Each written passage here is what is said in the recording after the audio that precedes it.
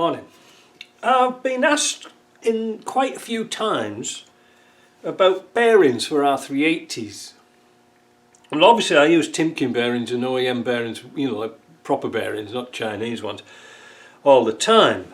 But when it comes to this bit here, the rear casing, Ashcroft's do some bigger bearings in here and in here. So I asked them, I says, can I buy some? No.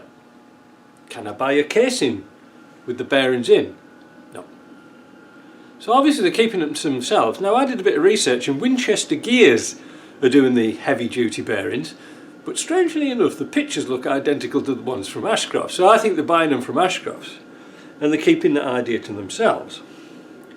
Now, as you know, we can be kind of clevery with our machining. It doesn't matter to us whatsoever what bearings are. We can put them in anything sort of thing. We can make them to fit, and we have done repair bushings for here to put the standard bearing in.